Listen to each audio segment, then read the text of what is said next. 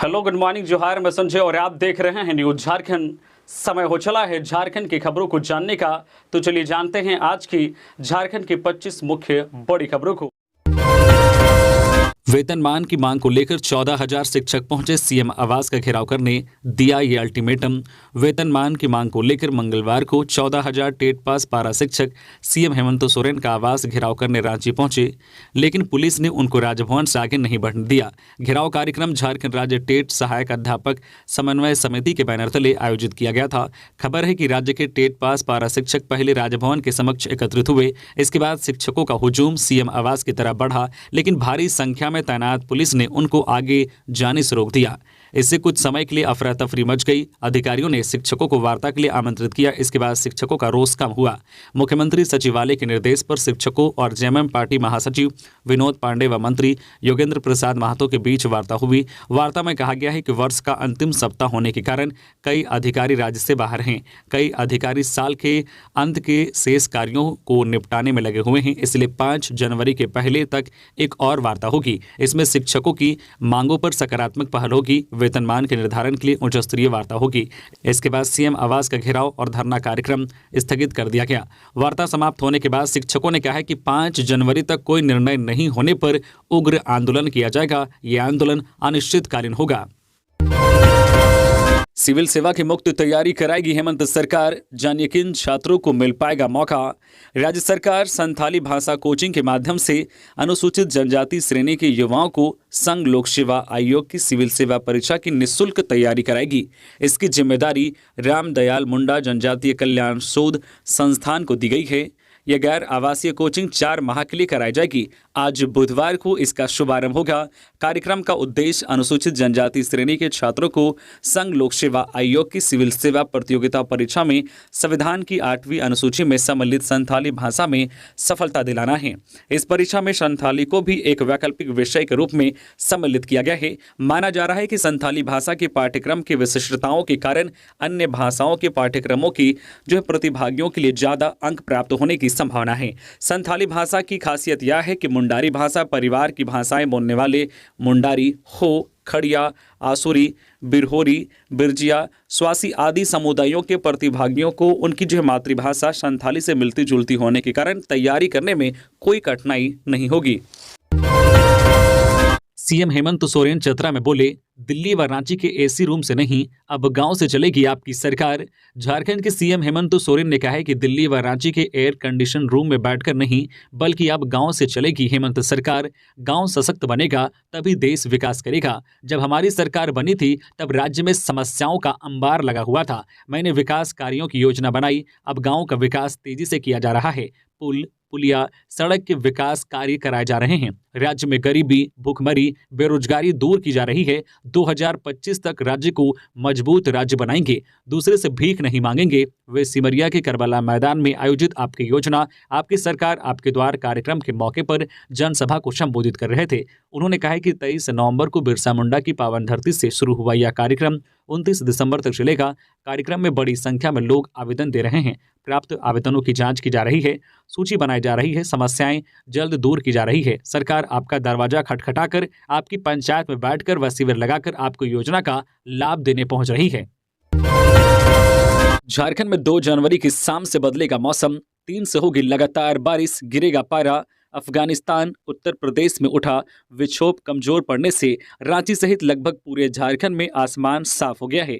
ऐसे में धूप की किरणें सीधी पड़ रही है और ठंड के मौसम में भी दिन में गर्माहट आ गई है। स्थिति यह हो गई है कि राजधानी सहित झारखंड के अन्य जिलों का तापमान में लगातार उतार चढ़ाव हो रहा है। इधर मौसम वैज्ञानिक अभिषेक आनंद के अनुसार 29 और 30 दिसंबर 2023 से पश्चिमी विक्षोभ एक बार फिर सक्रिय हो रहा है। इससे एक बार फिर झारखंड में 2 जनवरी 2024 की शाम से मौसम का मिजाज बदलने की पूरी संभावना है। 1 जनवरी को तो मौसम खुशनुमा रहेगा, लेकिन रांची सहित अन्य इलाकों में 2 जनवरी की शाम से बादल छाने लगेंगे और 3 जनवरी से लगातार 3 दिनों तक बारिश होने का अनुमान है। यह स्थिति झारखंड सहित बिहार, ओडिशा में भी देखने को मिलेगा। आकाश में बादल छाए रहने व बारिश होने से झारखंड में सुबह में कोहरा व धुंध छाई रहेगी। न्यूनतम तापमान में भारी गिरावट आ सकती है। खबरों में आगे बढ़ने से पहले अगर आप अभी तक न्यूज़ झारखंड चैनल को सब्सक्राइब नहीं किए हैं तो प्लीज़ चैनल को सब्सक्राइब करके बेल आइकन प्रेस कर दीजिए, जिससे आपको झारखंड की हर छोटी बड़ी खबर का अपडेट आप तक पहुंचता रहे। तो चलिए बढ़ते हैं खबरों की ओर। सरना कोर्ट की मांग पर भारत बंद की तैयारियों की समीक्षा की। 29 को निकाला जाएगा मशाल जुलूस। केंद्रीय सरना समिति और अखिल भारतीय आदिवासी विकास परिषद की मंगलवार को रांची की आरआईटी बिल्डिंग कचहरी परिसर में बैठक हुई। बैठक की अध्यक्षता केंद्रीय सरना समिति के केंद्रीय अध्यक्ष फूलचंद तिर्की ने किया। बैठक में 30 दिसंबर को सरना कोर्ट की मांग पर भारत बंद की तैयारी की समीक्षा की गई। केंद्रीय सरना समिति के केंद्रीय अध्यक्ष फूलचंद तिर्की ने कहा कि सरना कोड लागू करने के लिए पूरे आदिवासी समाज में जागरूकता आई है। आदिवासी सेंगल अभियान सालखान मुर्मू के आह्वान पर 30 दिसंबर को झारखंड, बिहार, बंगाल, उड़ीसा, मध्य प्रदेश, असम, छत्तीसगढ़, गुजरात एवं अन्य राज्यों के आदिवासी सड़कों पर उतरकर संघार करेंगे। बंद की पूर्व संध्या पर 29 दिसंबर को रांची, लोहरदगा, गुमला, हजारीबाग सहित अन्य जगहों के प्रमुख स्थलों पर मशाल जुलूस निकाला जाएगा।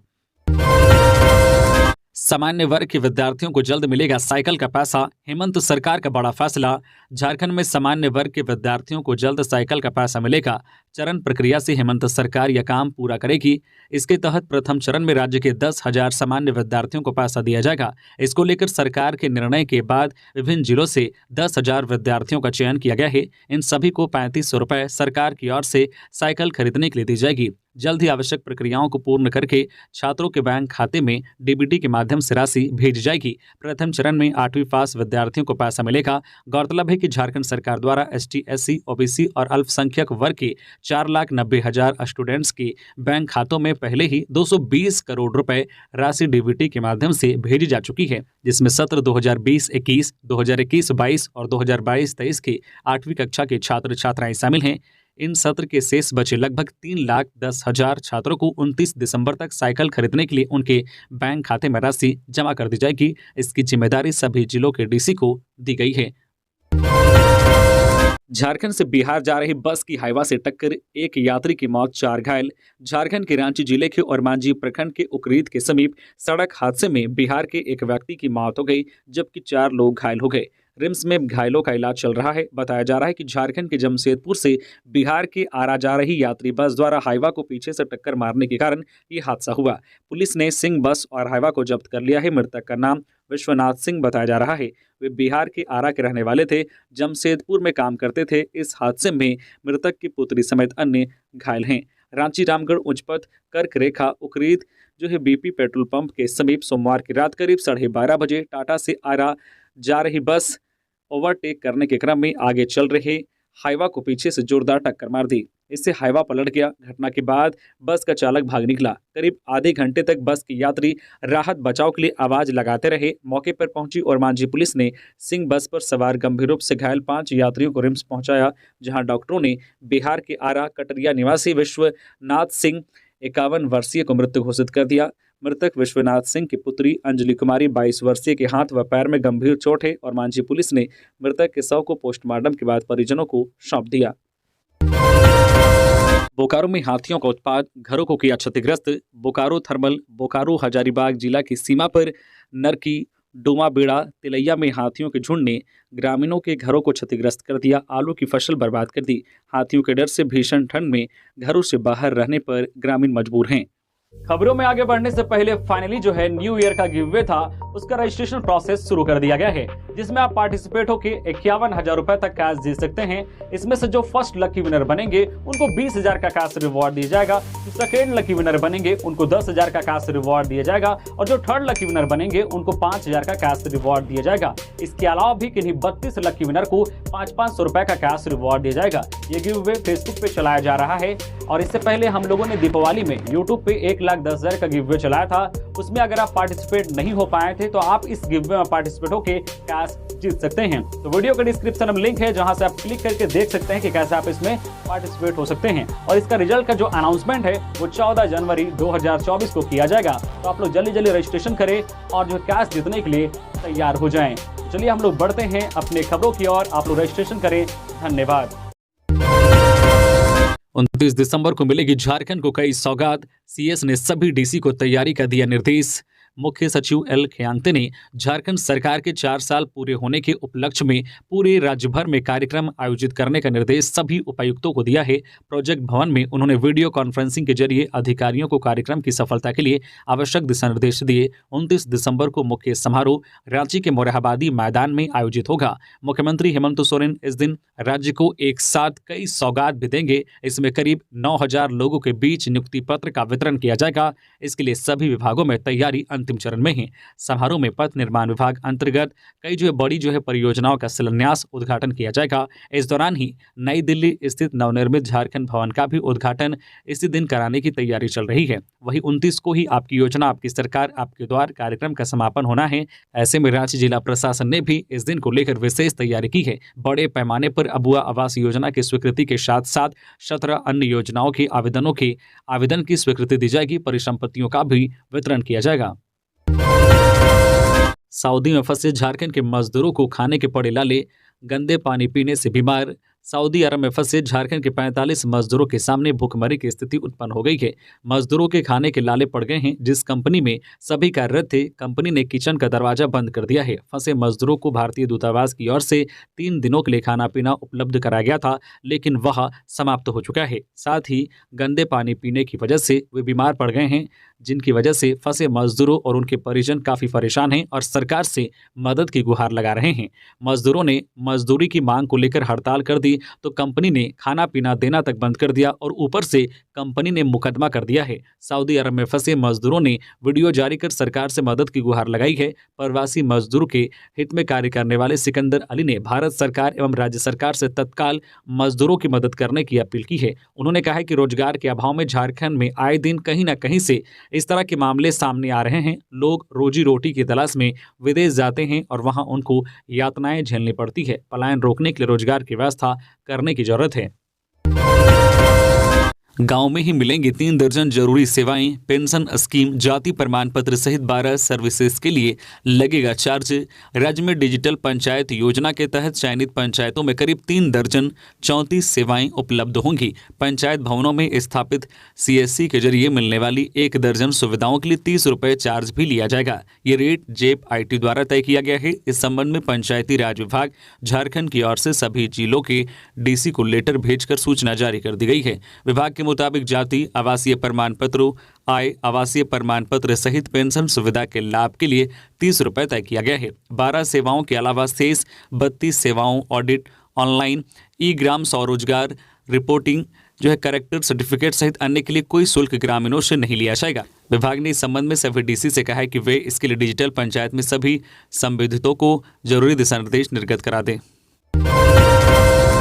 8 साइबर अपराधी गिरफ्तार, मोबाइल फोन समेत कई सामान जब्त। गिरिडीह में 8 साइबर अपराधियों को गिरफ्तार किया गया है। गिरफ्तार अपराधियों के पास से 20 mobile phone, 25 SIM card, 4 ATM card, 1 passbook, 1 pan card, 1 आधार कार्ड और 1 लैपटॉप बरामद किया गया है। गिरिडीह SP दीपक कुमार शर्मा ने बताया है कि जीरो टॉलरेंस के तहत कार्य कर रही है और लगातार साइबर DSP संदीप कुमार समदर्शी के नेतृत्व में गठित टीम हर दिन किसी न किसी इलाके से साइबर अपराधियों को गिरफ्तार करने में सफलता पा रही है। बिरनी थाना क्षेत्र के खेदवारा निवासी दीपक कुमार, अहिल्यापुर थाना क्षेत्र के जोड़ा सिमर निवासी दिनेश कुमार मंडल, टुंडी थाना क्षेत्र के कटवेरा निवासी राहुल कुमार मंडल, पवन मंडल, टुंडी के निमाटाण निवासी सतीश कुमार, गामा थाना क्षेत्र के उपरैली कहुआई निवासी मंटू कुमार, बिरनी थाना क्षेत्र के पंडरमनिया निवासी प्रेम कुमार मंडल और मुफस्सिल थाना क्षेत्र के बुढ़वाटाड़ निवासी रुपेश कुमार वर्मा शामिल हैं।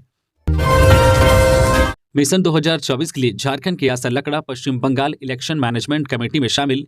लोकसभा चुनाव में अब कुछ समय का ही वक्त बचा है। ऐसे में सभी सियासी दल अपनी तैयारियों में जुट गई है। पार्टियों में बैठकों का दौर शुरू हो चुका है। बीजेपी का फोकस इस बार मुख्य रूप से गैर भाजपा शासित राज्यों में है। इन राज्यों में अपनी जीत सुनिश्चित करने के लिए बीजेपी अपनी रणनीति बनाने में जुट गई है। इसी कड़ी में मंगलवार को पश्चिम बंगाल की इलेक्शन मैनेजमेंट कमेटी का गठन किया गया। इस कमेटी में रांची के पूर्व मेयर और झारखंड बीजेपी की राष्ट्रीय मंत्री आशा लकड़ा भी शामिल हैं। गोड्डा जेल में छापेमारी, सभी वार्डों की जांच, कैदियों से पूछताछ, नहीं मिली आपत्तिजनक सामग्री। झारखंड के गोड्डा मंडल कारा में मंगलवार को छापेमारी की गई। इस दौरान सभी कैदी वार्डों की जांच की गई। इस क्रम में बंदियों से पूछताछ भी की गई। गोड्डा के उपायुक्त जिसान कमर के नेतृत्व में सुबह में जेल में छापेमारी की गई। जेल से कोई आपत्तिजनक सामग्री बरामद नहीं हुई है। छापेमारी के दौरान अधिकारियों के साथ बड़ी संख्या में पुलिसकर्मी मौजूद थे। आपको बता दें कि पिछले दिन सोमवार को भी झारखंड के कई जेलों में छापेमारी की गई थी। हालांकि कहीं से आपत्तिजनक सामग्री मिलने की खबर नहीं है। डीसी के नेतृत्व में विभिन्न जेलों में हुई छापेमारी के दौरान बंदियों से भी पूछताछ की गई थी और उनके भोजन की गुणवत्ता की जांच की गई थी। पलामू में सड़क हादसे में बाइक सवार युवक की मौत, 2 गंभीर। जिले के हरिहरगंज थाना क्षेत्र के तेंदुआ बीएनएस स्कूल के समीप निर्माणाधीन 4 लेन सर्विस रोड पर सड़क हादसे में बाइक सवार एक युवक की मौत हो गई, जबकि 2 युवक गंभीर रूप से घायल हो गए। घटना मंगलवार देर शाम की है। घायलों की पहचान गुड़ी बिगहा गांव के द्वारिका राम के 28 वर्षीय पुत्र धीरेन्द्र राम, रामपुर गांव के सत्येंद्र राम के 18 वर्षीय पुत्र सूरज कुमार के रूप में हुई है। रामपुर गांव के सरयू राम के 21 वर्षीय पुत्र प्रकाश कुमार उर्फ छोटू की मौत हो गई। बताया जाता है कि तीनों युवक एक ही बाइक पर सवार थे। सभी अनियंत्रित होकर सड़क किनारे लगी बैरिकेडिंग से टकराकर घायल हो गए। इस संबंध में पुलिस सह थाना प्रभारी सुदामा कुमार दास ने बताया है कि तीनों घायलों को इलाज के लिए सीएचसी ले जाया गया, जहां चिकित्सकों ने गंभीर स्थिति को देखते हुए बेहतर इलाज के लिए रेफर कर दिया। वही इलाज के लिए औरंगाबाद ले जाने के क्रम में रास्ते ही में प्रकाश कुमार उर्फ छोटू की मौत हो गई। घटना के बाद पुलिस मौके पर पहुंचकर छानबीन में जुट गई है। 2 युवकों का इलाज चल रहा है। नक्सल विरोधी अभियान में पुलिस को फिर मिली सफलता, 1 बम बरामद। पश्चिमी सिंहभूम के कोल्हान जंगल में चल रहे नक्सल विरोधी अभियान में लगातार सुरक्षा बलों को कामयाबी मिल रही है। मंगलवार को भी सुरक्षा बलों ने नक्सलियों के मंसूबों पर पानी फेर दिया। मंगलवार सुबह गोइलकेरा थाना क्षेत्र के वनग्राम मारादेरी जंगली इलाके में अभियान के दौरान सुरक्षा बलों ने एक आईडी बरामद किया। एक बम 4 केजी का था। बाद में बम को उसी स्थान पर बम निरोधक दस्ता की मदद से सुरक्षात्मक तरीके से विस्फोट कर नष्ट कर दिया गया। मालूम रही कि कोल्हान जंगल में बड़े माओवादी नेता सक्रिय हैं, जिनकी तलाश में सुरक्षा बल के जवान लगातार अभियान चला रहे हैं। वहीं दूसरी तरफ माओवादी पुलिस पार्टी को नुकसान पहुंचाने के लिए आईडी प्लांट कर रहे हैं, लेकिन सुरक्षा बल के जवान हर बार नक्सलियों को मात दे रहे हैं। गिरिडीह के डुमरी में मिला युवक का शव। गिरिडीह के डुमरी थाना इलाके के तेलखारा गोलको सड़क के समीप मंगलवार को युवक का शव मिला। इसी बीच जानकारी मिलने के बाद डुमरी थाना पुलिस भी घटनास्थल पर पहुंची और जांच में जुट गई। काफी देर बाद युवक की पहचान जोधन महातो के रूप में की गई। मृतक के पास से एक मोबाइल मिला, जिसके आधार पर पुलिस युवक की पहचान कर पाई। डुमरी पुलिस की माने तो युवक जोधन महातो की हत्या कर उसके शव को तेलखारा के गोलको के सड़क किनारे पुलिया के नीचे फेंका गया है। उसके मोबाइल का कॉल डिटेल भी निकाला जा रहा है। डुमरी पुलिस ने युवक के शव को पोस्टमार्टम के लिए सदर अस्पताल भेज दिया है। रांची उपायुक्त ने मुख्यमंत्री के कार्यक्रम की तैयारियों का लिया जायजा। मुख्यमंत्री के 29 दिसंबर को रांची के मोरहाबादी मैदान में आयोजित होने वाले राज्य स्तरीय कार्यक्रम की तैयारियों का मंगलवार को उपायुक्त राहुल कुमार सिन्हा ने जायजा लिया। साथ ही संबंधित सभी अधिकारियों को कई दिशा निर्देश दिए। उपायुक्त ने लोगों के बैठने की समुचित व्यवस्था, कार्यक्रम स्थल में लोगों के लिए पीने का पानी, शौचालय और आसपास साफ सफाई, कार्यक्रम के लाइव टेलीकास्ट, एलईडी की व्यवस्था, सुरक्षा व्यवस्था, वाहन पार्किंग, विभिन्न विभागों के जरिए झांकी प्रदर्शन आदि सारी व्यवस्था दुरुस्त रखने को कहा है। साथ ही निर्देश देते हुए कहा है कि यह कार्यक्रम भव्य तरीके से संपन्न हो, इसकी व्यवस्था सासमय हो जाए, यह अधिकारी सुनिश्चित करे। बिना तनख्वाह 3 माह से रिम्स में ड्यूटी कर रहे हैं 400 होमगार्ड जवान, परिवार चलाना हुआ मुश्किल। राज्य के सबसे बड़े सरकारी अस्पताल रिम्स में तैनात 400 होमगार्ड जवानों को पिछले 3 महीने से वेतन नहीं मिला है। अब होमगार्ड के जवान वेतन की मांग कर रहे हैं, लेकिन उनकी सुनने वाला कोई नहीं है। उन्होंने सरकार से आग्रह किया है कि उन्हें जल्द से जल्द वेतन दिया जाए, ताकि वह अपने परिवार का खर्च उठा सके। होमगार्ड वेलफेयर एसोसिएशन के महासचिव राजीव कुमार तिवारी ने बताया है कि पिछले 3 महीने से वेतन नहीं दिया गया है, जबकि होमगार्ड के जवान रिम्स के विभिन्न ward, doctor housing colony, hostel और रिम्स परिसर की विभिन्न जगहों पर सुरक्षा में तैनात रहते हैं। इसके अलावा वो मरीजों को मदद भी देते हैं। सरकार आपके द्वार तीसरे चरण में 56 लाख आवेदन के साथ टूटा रिकॉर्ड। सर्वाधिक 29 लाख लोगों ने मांगा अबुआ आवास। झारखंड सरकार की सबसे लोकप्रिय योजना सरकार आपके द्वार कार्यक्रम के तीसरे चरण में आवेदनों की सारी रिकॉर्ड टूट चुकी है। रविवार रात तक तीसरे चरण में सरकार के पास कुल 56 लाख आवेदन पहुंचे हैं, जिनमें सबसे अधिक 29 लाख आवेदन अबुआ आवास को लेकर हैं। गौरतलब है कि मुख्यमंत्री हेमंत सोरेन ने राज्य स्थापना दिवस यानी कि 15 नवंबर 2023 से राज्य के विभिन्न जिलों के प्रखंडों में शिविर लगाना शुरू किया था, जो 29 दिसंबर 2023 तक जारी रहेगा। तीसरे चरण में सर्वाधिक आवेदन 3 कमरों वाले अबुआ आवास को लेकर आया है। 29 लाख आवेदन केवल अबुआ आवास को लेकर है। जानकारी हो कि हेमंत सरकार ने करीब 17,000 करोड़ की लागत से 8 लाख आवास के लिए यह योजना शुरू की थी, लेकिन मुख्यमंत्री ने सरकार आपके द्वार कार्यक्रम में ऐलान किया है कि वह योजना के तहत मांग को देखते हुए आवासों की संख्या बढ़ाएंगे। पर्चा जारी कर भाजपा नेता राजेंद्र साहू की हत्या की जिम्मेदारी लेने वाला टीपीसी का सब जोनल कमांडर अभिषेक गिरफ्तार। लोडेड पिस्टल सहित अन्य सामान बरामद। लातेहार पुलिस ने टीपीसी के सब जोनल कमांडर सहदेव गंजू उर्फ रोशन उर्फ रंजन उर्फ अभिषेक को गिरफ्तार कर लिया है। लातेहार जिले के बरियातू थाना क्षेत्र स्थित सिरिसमद निवासी सहदेव गंजू ने अगस्त माह में भाजपा नेता राजेंद्र साहू की हत्या के बाद पर्चा जारी कर हत्या की जिम्मेदारी ली थी। गिरफ्तार उग्रवादी के पास से पुलिस ने 7.65 mm का एक पिस्टल, 7.65 mm का 4 गोली, 7.62 mm का 10 गोली सहित अन्य सामान बरामद किया गया है। पुलिस के अनुसार लातेहार एसपी को बीते सोमवार को सूचना मिली कि टीएसपीसी उग्रवादी संगठन का जोनल कमांडर आक्रमण गंजू अपने कुछ सहयोगियों के साथ बालूमाथ थाना क्षेत्र के हेसाबार भांग जंगल में भ्रमणशील है व लेवी वसूल लेता था कोई अप्रिय घटना को अंजाम देने की योजना बना रहा है। सूचना के बाद कार्रवाई की गई और गिरफ्तार किया गया। जामताड़ा की बदलने लगी पहचान, साइबर ठगों पर कार्रवाई के नाम रहा 2023 का साल। 206 साइबर ठग गिरफ्तार।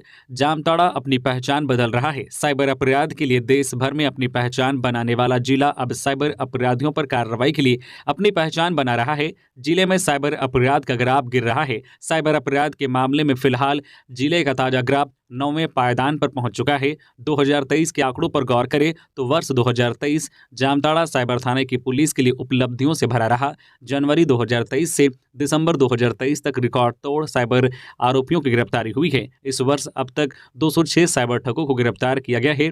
इसमें करमाटांड़, नारायणपुर, जामताड़ा आदि थाना क्षेत्र के विभिन्न गांवों से गिरफ्तार किया गया है। साइबर अपराधियों के विरुद्ध लगातार कार्रवाई से अपराधियों में हड़कंप मचा हुआ है। जामताड़ा साइबर थाने की पुलिस ने जनवरी से अब तक 206 साइबर ठगी के कुल 73 मामले दर्ज किए हैं। इनमें 206 साइबर ठगों की गिरफ्तारी हुई है। इनके पास से 572 mobile phone, 2 iPad, 930 SIM card, 122 ATM card, 15 विभिन्न बैंकों के passbook, 13 chequebook, 1 ruler, kiosk banking card, 4 wifi dongle, 12 post machine, 22,39,560 रुपए नगद, 5 पेन कार्ड, 5 आधार कार्ड, 3 वाहनों के कागजात, 1 मॉनिटर, 9 लैपटॉप, 2 सोने के चेन, 1 सोने का लॉकेट, 1 प्रिंटर, 1 सीपीयू, 34 बाइक, 5 चार पहिया जब्त किया गया है।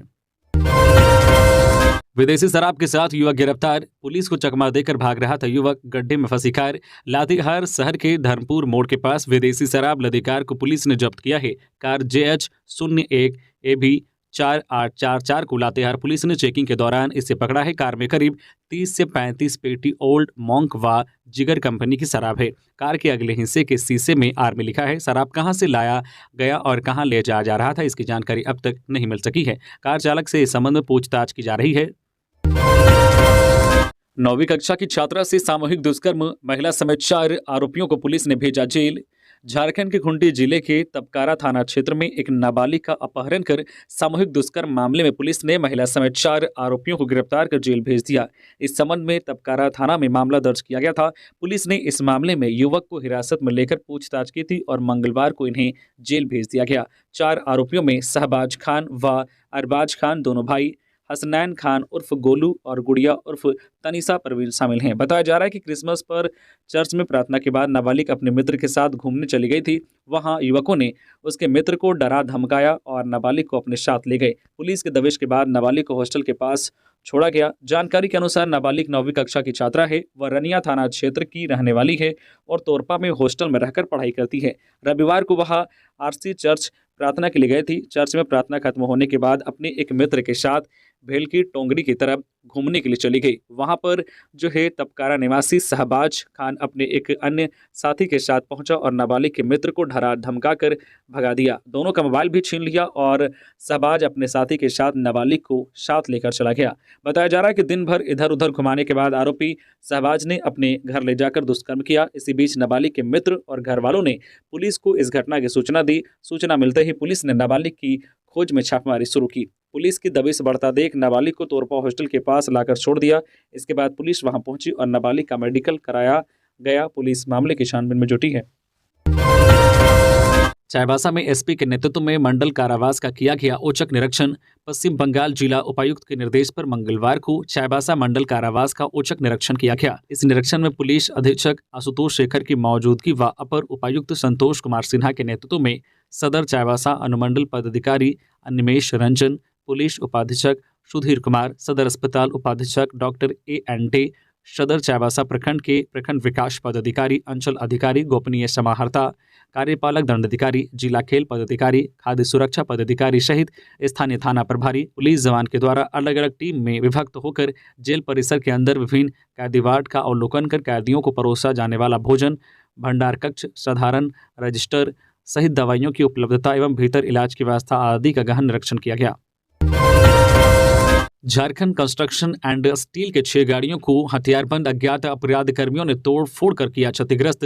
रामगढ़ जिले के पतरातू थाना क्षेत्र के डाडीडी में स्थित सोमवार रात Jharkhand construction and steel company में अज्ञात अपराध कर्मियों ने जमकर तांडव मचाया। जानकारी के अनुसार Jharkhand construction and steel baling press machine से बेस्ट स्क्रैप को प्रेस बंडल बनाकर बेचा जाता है। वही जो है कल बीती रात को टीपीसी संगठन के लोगों द्वारा गाड़ियों में लगे शीशा में तोड़फोड़ किया गया, जिससे लाखों का नुकसान बताए जा रहे हैं। इस घटना के बाद इलाके में दहशत का माहौल है। पतरातू एसडीपीओ ने बताया कि यह तोड़फोड़ टीपीसी संगठन द्वारा किया गया है। वही प्रत्यक्षदर्शियों ने बताया कि 4 की संख्या में हथियारबंद लोगों द्वारा जो है गेट को फांदकर इस घटना को अंजाम दिया गया। उन्होंने यह भी बताया कि इस घटना में हथियारबंद लोग जो अपना मुंह बांध कर पहुंचे थे। बताया जाता है कि यह घटना लेवी की वसूली को लेकर हुई है। घटना के बाद लोग इस आपराधिक और उग्रवादी दोनों दृष्टियों से देख रहे हैं, जिसकी पुष्टि नहीं हुई है, लेकिन दहशत का माहौल जरूर है।